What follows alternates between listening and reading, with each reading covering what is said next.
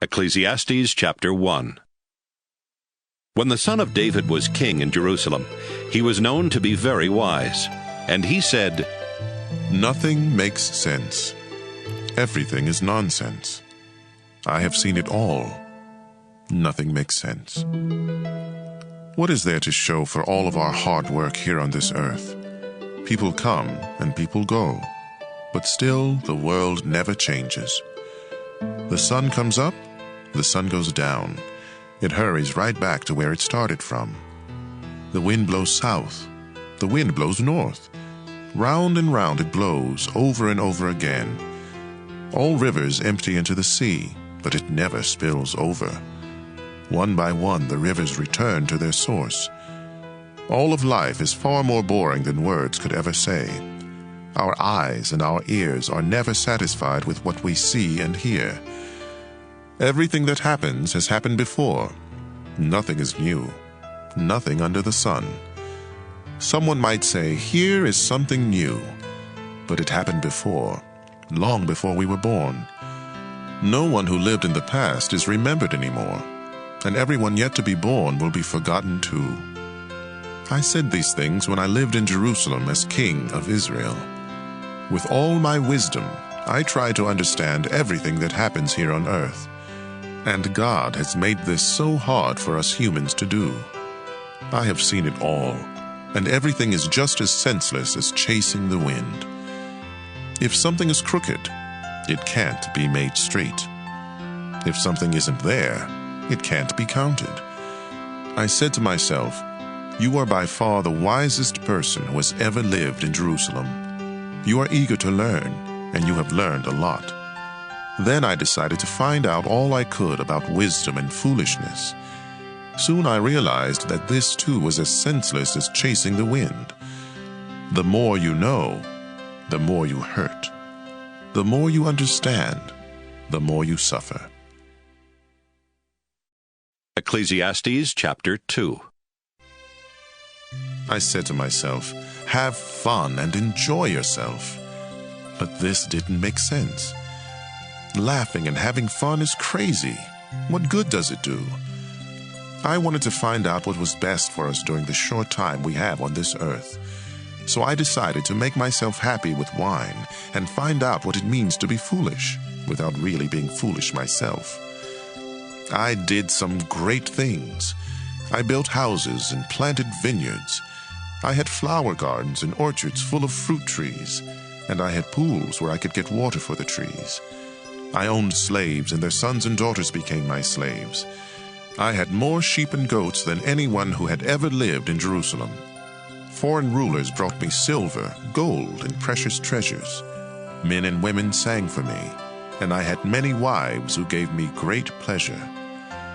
I was the most famous person who had ever lived in Jerusalem, and I was very wise. I got whatever I wanted and did whatever made me happy. But most of all, I enjoyed my work.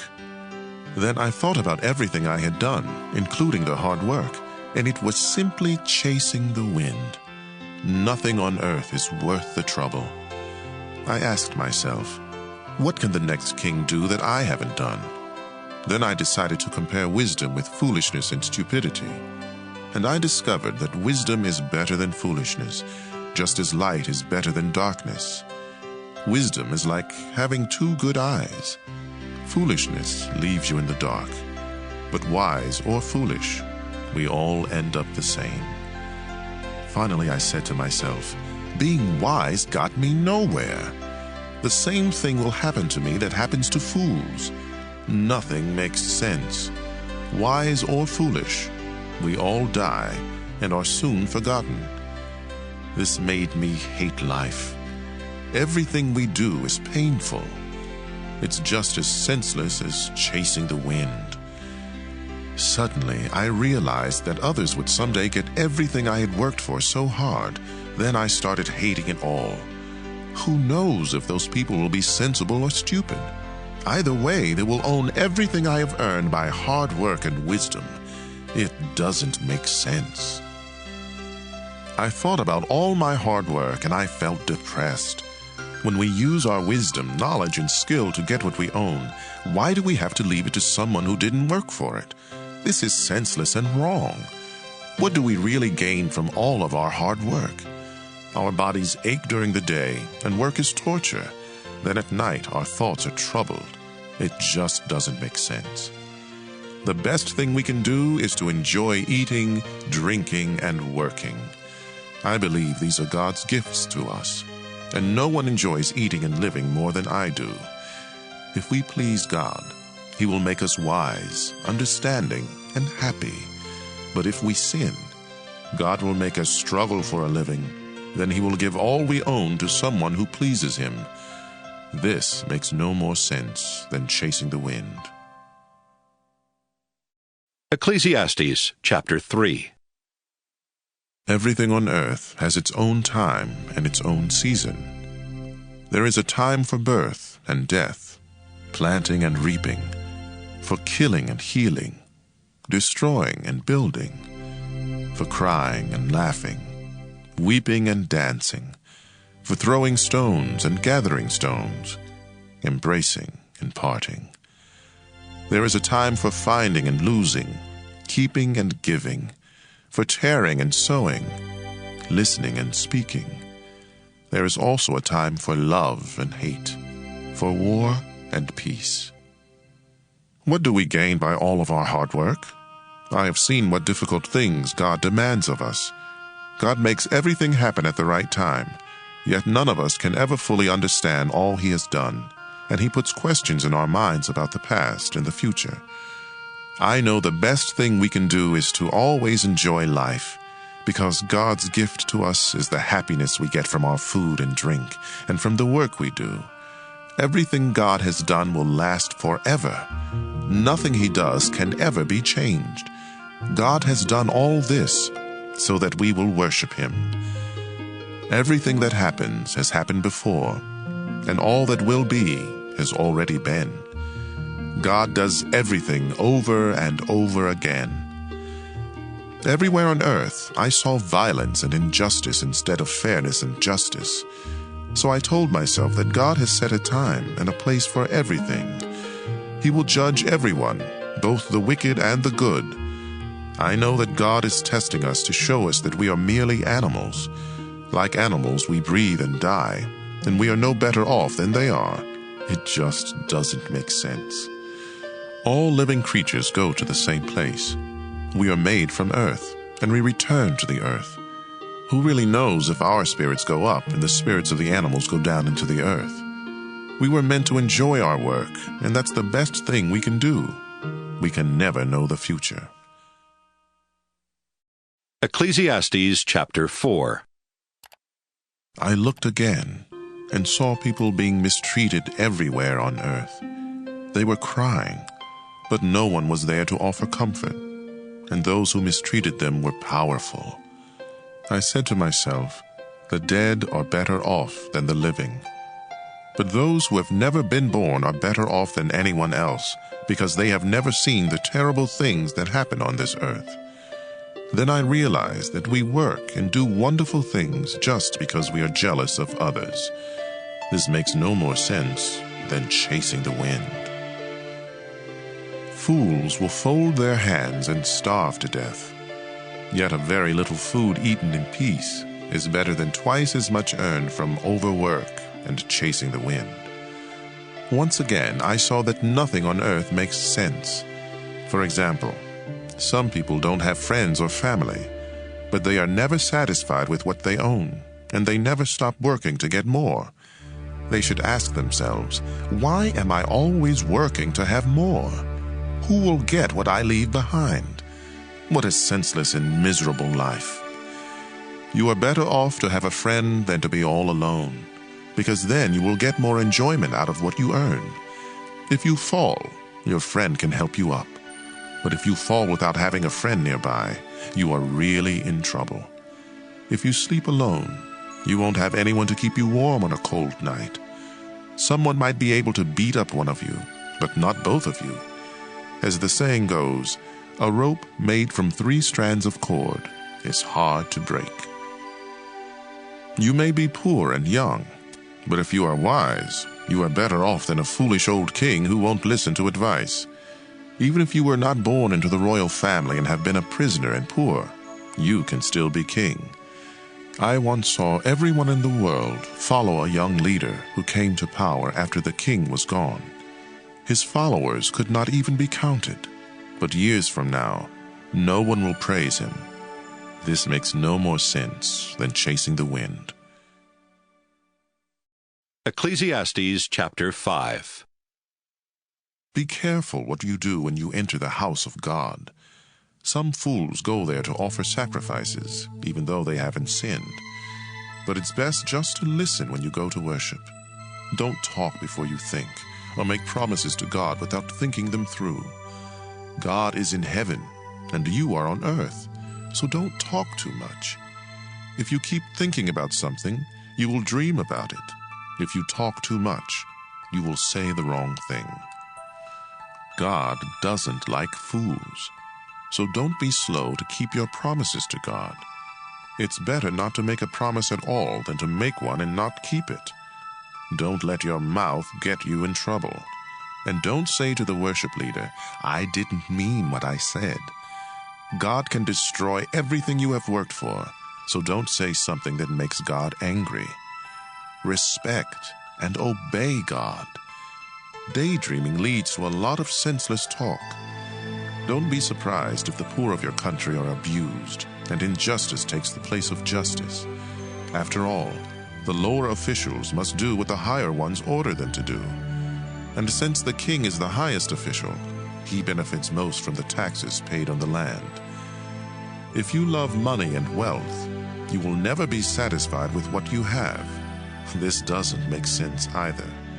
The more you have, the more everyone expects from you. Your money won't do you any good. Others will just spend it for you.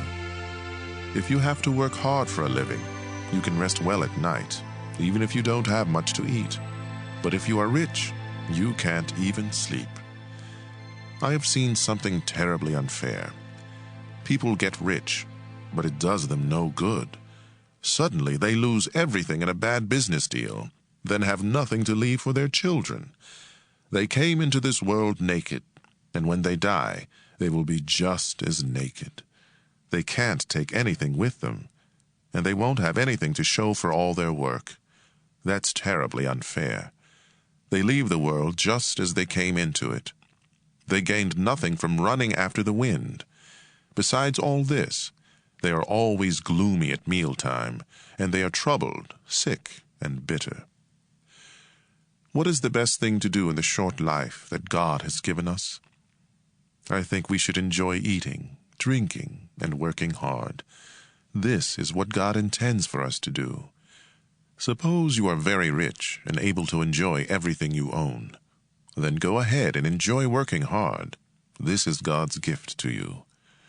God will keep you so happy that you won't have time to worry about each day. Ecclesiastes chapter 6. There is something else terribly unfair, and it troubles everyone on earth. God may give you everything you want, money, property, and wealth. Then God doesn't let you enjoy it, and someone you don't even know gets it all. That's senseless and terribly unfair. You may live a long time and have 100 children, but a child born dead is better off than you, unless you enjoy life and have a decent burial. That child will never live to see the sun or have a name, and it will go straight to the world of darkness, but it will still find more rest than you, even if you live 2,000 years and don't enjoy life. As you know, we all end up in the same place. We struggle just to have enough to eat, but we are never satisfied. We may be sensible, yet we are no better off than a fool. And if we are poor, it still doesn't do us any good to try to live right. It's better to enjoy what we have than to always want something else, because that makes no more sense than chasing the wind. Everything that happens was decided long ago. We humans know what we are like, and we can't argue with God, because he is too strong for us. The more we talk, the less sense we make. So what good does it do to talk? Life is short and meaningless, and it fades away like a shadow. Who knows what is best for us? Who knows what will happen after we are gone? Ecclesiastes chapter 7. A good reputation at the time of death is better than loving care at the time of birth. It's better to go to a funeral than to attend a feast. Funerals remind us that we all must die. Choose sorrow over laughter, because a sad face may hide a happy heart. A sensible person mourns, but fools always laugh. Harsh correction is better than the songs of a fool. Foolish laughter is stupid. It sounds like thorns crackling in a fire. Corruption makes fools of sensible people, and bribes can ruin you. Something completed is better than something just begun. Patience is better than too much pride. Only fools get angry quickly and hold a grudge. It isn't wise to ask, why is everything worse than it used to be? Having wisdom is better than an inheritance. Wisdom will protect you just like money. Knowledge with good sense will lead you to life. Think of what God has done. If God makes something crooked, can you make it straight? When times are good, you should be cheerful. When times are bad, think what it means. God makes them both to keep us from knowing what will happen next. I have seen everything during this senseless life of mine. I have seen good citizens die for doing the right thing, and I have seen criminals live to a ripe old age. So don't destroy yourself by being too good or acting too smart. Don't die before your time by being too evil or acting like a fool. Keep to the middle of the road. You can do this if you truly respect God.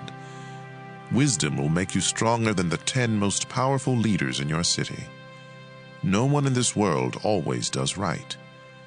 Don't listen to everything that everyone says, or you might hear your servant cursing you. Haven't you cursed many others? I told myself that I would be smart and try to understand all of this, but it was too much for me. The truth is beyond us. It's far too deep. So I decided to learn everything I could and become wise enough to discover what life is all about. At the same time, I wanted to understand why it's stupid and senseless to be an evil fool. Here is what I discovered. A bad woman is worse than death. She is a trap, reaching out with body and soul to catch you. But if you obey God, you can escape. If you don't obey, you are done for. With all my wisdom, I have tried to find out how everything fits together, but so far I have not been able to. I do know there is one good man in 1,000, but never have I found a good woman. I did learn one thing. We were completely honest when God created us, but now we have twisted minds. Ecclesiastes chapter 8. Who is smart enough to explain everything? Wisdom makes you cheerful and gives you a smile. If you promised God that you would be loyal to the king, I advise you to keep that promise. Don't quickly oppose the king or argue when he has already made up his mind. The king's word is law. No one can ask him, "Why are you doing this?" If you obey the king, you will stay out of trouble. So be smart and learn what to do and when to do it. Life is hard, but there is a time and a place for everything, though no one can tell the future. We cannot control the wind or determine the day of our death. There is no escape in time of war, and no one can hide behind evil. I noticed all this and thought seriously about what goes on in the world. Why does one person have the power to hurt another? I saw the wicked buried with honor, but God's people had to leave the holy city and were forgotten. None of this makes sense. When we see criminals commit crime after crime without being punished, it makes us want to start a life of crime. They commit hundreds of crimes and live to a ripe old age, in spite of the saying, "Everyone who lives right and respects God will prosper, but no one who sins and rejects God will prosper or live very long." There is something else that doesn't make sense to me. Good citizens are treated as criminals, while criminals are honored as though they were good citizens. So I think we should get as much out of life as we possibly can. There is nothing better than to enjoy our food and drink and to have a good time. Then we can make it through this troublesome life that God has given us here on earth. Day and night I went without sleep, trying to understand what goes on in this world. I saw everything God does, and I realized that no one can really understand what happens. We may be very wise, but no matter how much we try or how much we claim to know, we cannot understand it all. Ecclesiastes chapter 9. I thought about these things. Then I understood that God has power over everyone, even those of us who are wise and live right. Anything can happen to any of us, and so we never know if life will be good or bad. But exactly the same thing will finally happen to all of us, whether we live right and respect God or sin and don't respect God. Yes, the same thing will happen if we offer sacrifices to God or if we don't, if we keep our promises or break them. It's terribly unfair for the same thing to happen to each of us. We are mean and foolish while we live, and then we die. As long as we are alive, we still have hope, just as a live dog is better off than a dead lion. We know that we will die, but the dead don't know a thing. Nothing good will happen to them. They are gone and forgotten. Their loves, their hates, and their jealous feelings have all disappeared with them. They will never again take part in anything that happens on this earth. Be happy and enjoy eating and drinking.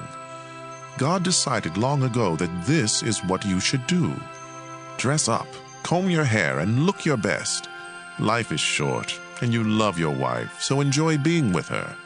This is what you are supposed to do as you struggle through life on this earth. Work hard at whatever you do. You will soon go to the world of the dead, where no one works or thinks or reasons or knows anything. Here is something else I have learned. The fastest runners and the greatest heroes don't always win races and battles. Wisdom, intelligence, and skill don't always make you healthy, rich, or popular. We each have our share of bad luck. None of us know when we might fall victim to a sudden disaster and find ourselves like fish in a net or birds in a trap. Once I saw what people really think of wisdom. It happened when a powerful ruler surrounded and attacked a small city where only a few people lived. The enemy army was getting ready to break through the city walls, but the city was saved by the wisdom of a poor person who was soon forgotten. So I decided that wisdom is better than strength. Yet if you are poor, no one pays any attention to you, no matter how smart you are. Words of wisdom spoken softly make much more sense than the shouts of a ruler to a crowd of fools. Wisdom is more powerful than weapons, yet one mistake can destroy all the good you have done. Ecclesiastes chapter 10. A few dead flies in perfume make all of it stink, and a little foolishness outweighs a lot of wisdom. Sensible thoughts lead you to do right. Foolish thoughts lead you to do wrong. Fools show their stupidity by the way they live. It's easy to see they have no sense. Don't give up your job when your boss gets angry. If you stay calm, you'll be forgiven. Some things rulers do are terribly unfair. They honor fools, but dishonor the rich. They let slaves ride on horses, but force slave owners to walk. If you dig a pit, you might fall in. If you break down a wall, a snake might bite you. You could even get hurt by chiseling a stone or chopping a log. If you don't sharpen your axe, it will be harder to use. If you are smart, you'll know what to do. The power to charm a snake does you no good if it bites you anyway. If you talk sensibly, you will have friends. If you talk foolishly, you will destroy yourself. Fools begin with nonsense, and their stupid chatter ends with disaster. They never tire of talking, but none of us really know what the future will bring. Fools wear themselves out.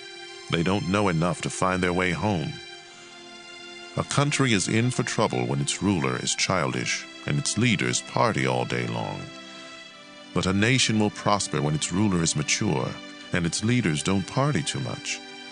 Some people are too lazy to fix a leaky roof. Then the house falls in. Eating and drinking make you feel happy, and bribes can buy everything you need. Don't even think about cursing the king. Don't curse the rich, not even in secret. A little bird might hear and tell everything.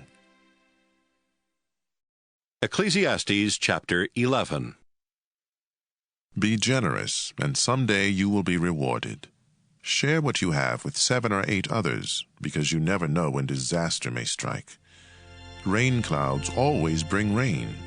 Trees always stay wherever they fall. If you worry about the weather and don't plant seeds, you won't harvest a crop. No one can explain how a baby breathes before it is born. So how can anyone explain what God does? After all, He created everything. Plant your seeds early in the morning and keep working in the field until dark. Who knows? Your work might pay off, and your seeds might produce. Nothing on earth is more beautiful than the morning sun.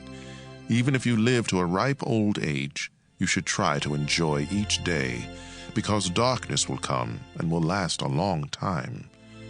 Nothing makes sense. Be cheerful and enjoy life while you are young. Do what you want and find pleasure in what you see. But don't forget that God will judge you for everything you do. Rid yourself of all worry and pain, because the wonderful moments of youth quickly disappear. Ecclesiastes chapter 12.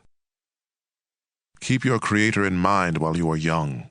In years to come, you will be burdened down with troubles and say, "I don't enjoy life anymore." Someday the light of the sun and the moon and the stars will all seem dim to you. Rain clouds will remain over your head. Your body will grow feeble, your teeth will decay, and your eyesight fail.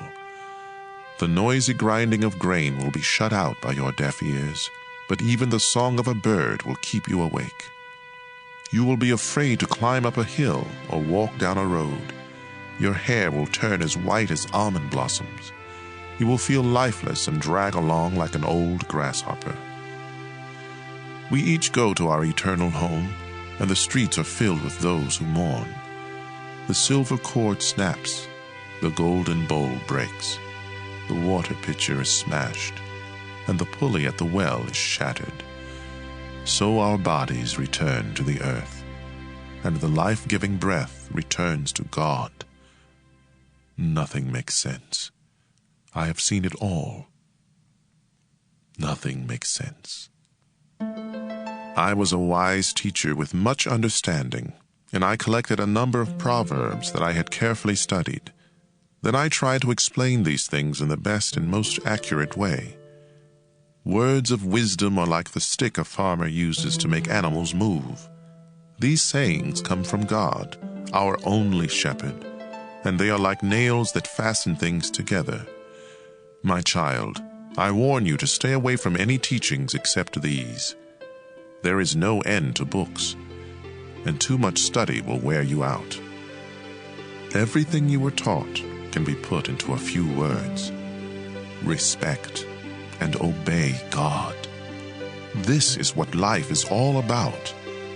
God will judge everything we do, even what is done in secret, whether good or bad.